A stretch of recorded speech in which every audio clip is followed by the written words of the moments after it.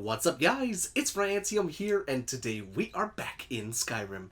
That's right, you guys, and don't snap. It's going to be an awesome freaking day. So, guys, welcome back, and happy Monday. So, if you want to get straight into the showcase and you don't care about all the spiel and stuff here at the beginning, some updates about life and everything like that, go ahead and skip to this time code right here, and we'll get right into the showcase of today. So today, yes, we are indeed back to normal with the Ryan Team channel. Apologies for the little bit of a hiatus there, because I was traveling, and I traveled to see my fiance in Sweden, and now I'm in Sweden and everything like that, and I just wanted to take some time to be with my fiance, Chloe, and everything else like that. So hopefully you can understand where I'm coming from with that.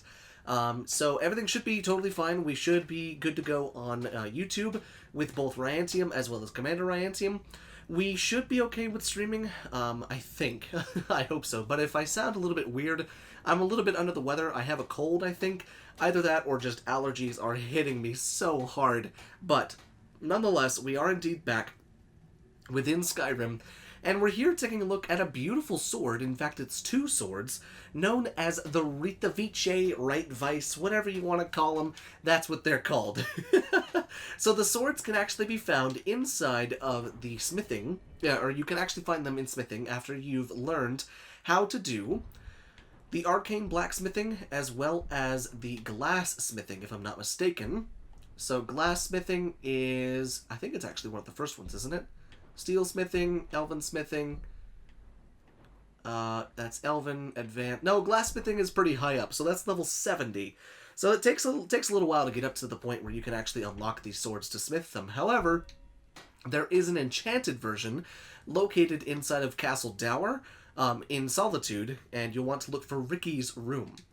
Now, these swords can actually be found underneath of the steel section, but you need glass smithing to actually craft them. It's a bit bizarre, I'll tell you that, but both swords are the same sword, except one of them is the one-handed variant, the other one is the two-handed variant.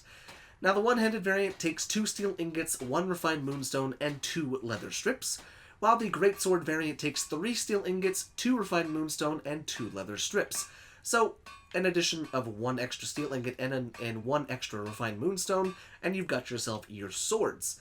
Now, these swords are said to once belong to powerful paladins of Stendarr, which is a really cool thing to have, honestly. It's kind of a nice sword to have a bit of lore behind. But we will be taking a look at them here shortly up on a weapon plaque, but I want to see, can you actually improve them? If we go ahead and take a look at the grindstone, can we improve them? Well, yes, you can. Takes a steel ingot and a refined moonstone. Up to legendary from 12 to 23. Up to legendary from 23 to 34. So, honestly, pretty good. And that's with no points into one-handed or two-handed weapons. So let's go and take a look at the weapons up on the weapon plaque, shall we?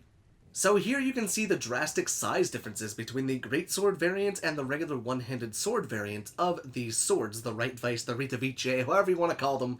That's exactly what we're looking at. So, the one-handed sword on the left and the greatsword on the right.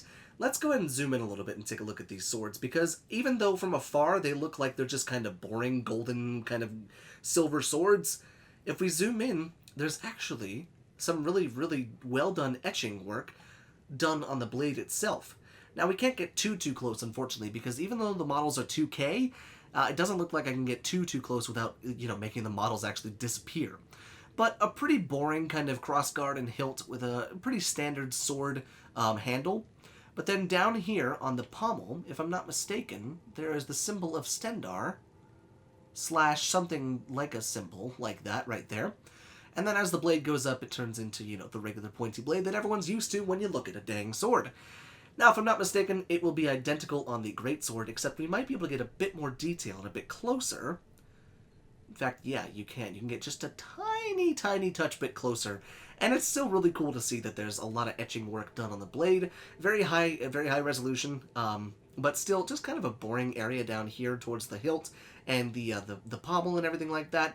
If we take a look at the pommel here, it does have that same symbol on there, and then the normal kind of wooden handle with everything like that. So the swords themselves, they're very beautiful. Pretty plain, but beautiful in their own way.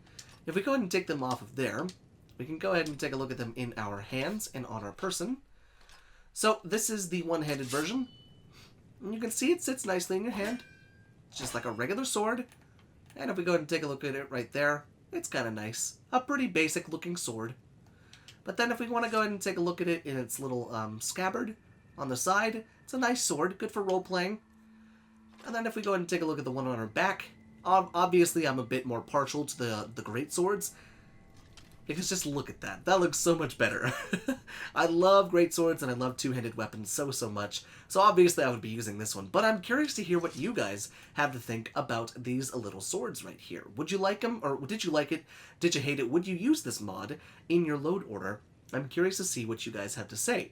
One little tiny tidbit of information here right at the end of the episode is if you're noticing an improved amount of quality in the video, that's because I'm now running this game on an Xbox Series S, not the Xbox Series X. I managed to acquire an S for a pretty good price, and so now everything should look pretty buttery smooth, hopefully, so long as everything in the editing went well. But, guys, until next time, let me know what you guys are thinking. Thank you so much for watching, and I will see you in the next video.